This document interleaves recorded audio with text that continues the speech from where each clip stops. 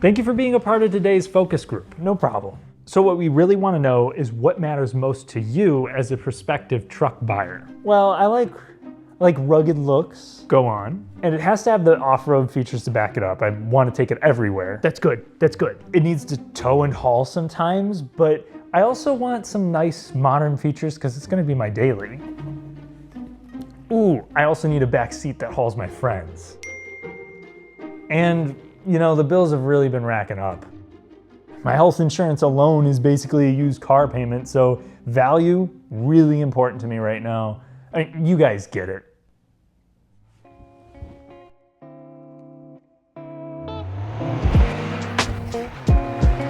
We have every right to be skeptical when a nicely equipped truck goes from $48,000 to $55,000 in 1 year. Yet, the more I drive the new Tacoma, the more I begin to understand it.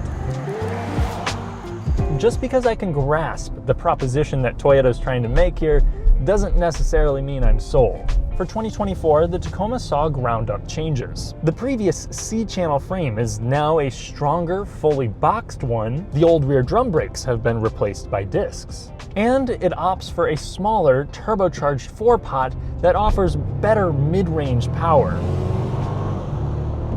But the Ford Ranger and the Chevy Colorado also have those things. To be fair, unlike those trucks, the Tacoma does come with rear coil springs on most grades, and it retains a manual transmission option. The new one is an improvement in most ways over its former self. However, the Ford is a little better value, and the Chevy is a mid-sized truck bargain. For basic wants and needs, this Tacoma doesn't make as much sense. It doesn't pack more punch, it can't haul more, it actually tows a little less without having an efficiency or comfort advantage, but the details and the character might change the tide. And briefly, if you enjoy detailed, fun car content, consider subscribing and hitting the notification bell. Thank you. With strong sales, Toyota can justify offering countless grades of the Tacoma with even more individual packages. Plus, its American foes only offer crew cab, short bed configurations, whereas the Tacoma you can get with a small cab or a smaller cab, a 5 or 6 foot long bed. So they have something for most people, though there's no longer a stripped out utility grade for people with more commercial needs. And some things that used to be standard are now guarded by a paywall. For instance, the old V6 SR5 came with a damped tailgate and sliding rear windows. Those are now optional. These packages are what rapidly increase the price of this thing. However, I do appreciate some of the upscale amenities, like the improved 360 view camera, which helps compensate for the chunky steering radius. We also have things that might seem gimmicky, like a power rear tailgate, though I actually do find it quite helpful, especially when your hands are full after taking something out of the bed. You can just knee it up.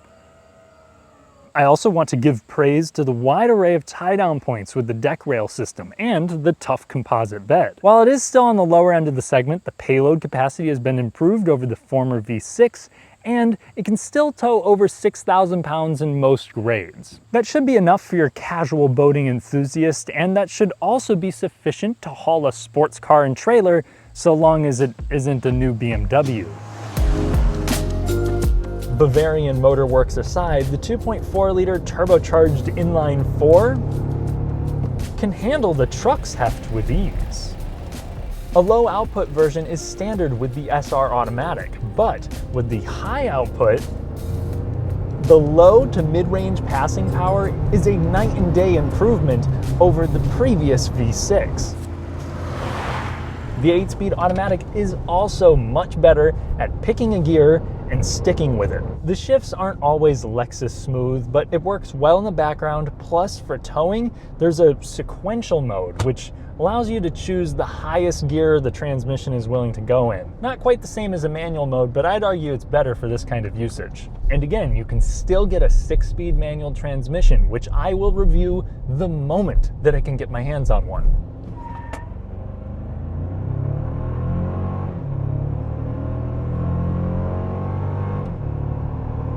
60 miles per hour comes up in 7.5 seconds, which is hardly an improvement over the previous truck, and that makes sense. After all, it makes the same 278 peak horsepower as before. The 4-cylinder's advantage comes from its additional 52 torques. One common trade-off to an inline-4 is a more coarse sound. But after driving several expensive Tacomas, I didn't have the same beef with the engine noise. So I checked under the hood, and sure enough, my tester has engine insulation, but the 45 grand SR5 I just drove for next week's video does not. The 2.4 liter already sounds like a growling chihuahua, but without the sound deadening, it sounds like the tiny mongrel is doing a duet with intense valve noise.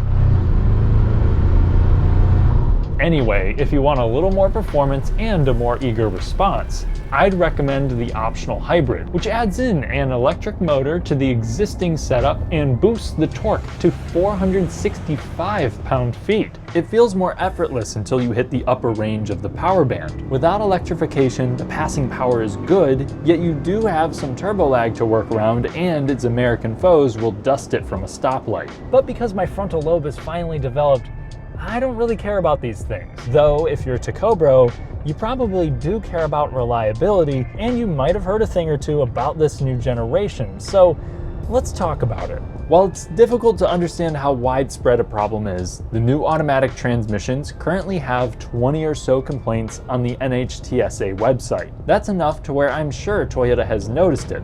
Could this be a bad batch of parts, or is it a defective design? Time will tell. I did not see any NHTSA complaints about the manual transmission, but a service bulletin is out regarding a crack in the lever retainer sub-assembly that causes the truck to not shift into the even gears. Initially, TFL saw a front axle failure, which came at the result of an MTS software error that allowed the truck to send too much torque to one axle. Toyota told Savage Geese that they have addressed this problem. Another YouTube channel, Truck King, had a manual fail on them, but Toyota says that was due to a first gear money shift. The transmission blew before the engine could even hit the red line. Truck King says they don't know if they were in first or third when it happened. Some owners have also pointed out that the upper shock mounts are weak, something that an aftermarket company has already fixed. I'm sure Toyota is working to iron out as many issues as they can. They know that the reputation of the Tacoma is a big reason why people pony up the cash for them. You can see some of this with how they've designed the engine. You have oil-controlled variable valve timing, a vacuum-operated wastegate, but also huge cooling pipes to keep it from getting too hot and wearing components faster. Now, to get the power to the ground, you have rear-wheel drive as standard. You can also get part-time four-wheel drive, and if you go with a limited hybrid, you'll have full-time four-wheel drive. You can also get a rear-locking differential on the off-road trims, along with multi-terrain select, which can use the brakes to shift power to the side with more traction. And the automatic off-road grades can get crawl control, which no longer sounds like your truck is falling apart, and it has control over the brakes and throttle to help dig you out of tricky situations at a set speed. There's also an optional sway bar disconnect to increase your articulation. Plus, you're rocking 9.5 inches of minimum ground clearance.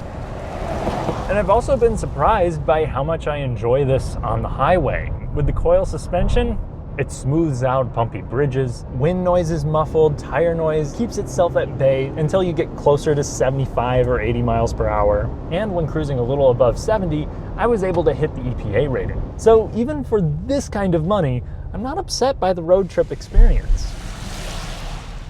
For most trims, you have bespoke damping. So the ride of my TRD off-road might be a little softer than most grades, but it doesn't feel like it. On a bruised and tattered Indiana back road, you are made well aware that this is still a truck with a body-on-frame platform. If the road surface isn't perfect, you'll feel it.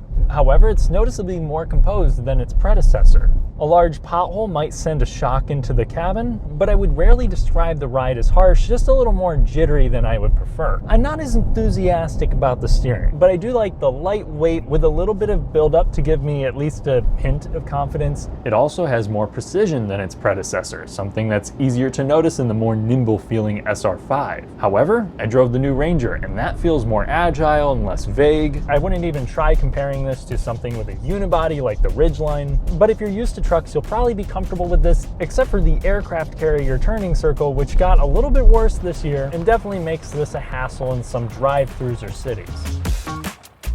In most ways, Toyota knocked the interior out of the park. The storage is insane. There's copious amounts of it in the doors, in the center, and even on the dashboard. They did forget about the rear center armrest, but we do have a sunglasses holder. The design is also the right amount of modern and old school. We have big knobs and buttons everywhere, sharp lines, plenty of different textures, and even this optional touchscreen that people from the next county over can read is super simple with a decent response time and wireless Apple CarPlay and Android Auto. And my favorite part is that the Tacoma finally has a seating position that is for humans. The seats are much higher off the floor, offer good support. I had zero fatigue when driving this over 3 hours. And the new Tacos will all have proximity entry. Adjustable lumbar is also standard for the driver. Plus, there are some great features available. If you have a big budget, you'll be pretty happy. You can get a heated steering wheel, heated and ventilated front seats with soft text upholstery, a rear wall outlet, a big digital cluster, and a JBL sound system with a removable center channel Bluetooth speaker, in case you forgot yours at home. But the system itself has good bass, decent high volume performance. It does begin to distort the high frequencies when under stress, yet for casual listeners like myself, I'm happy with it. And I think it's great that pre-wired auxiliary switches are on the option list.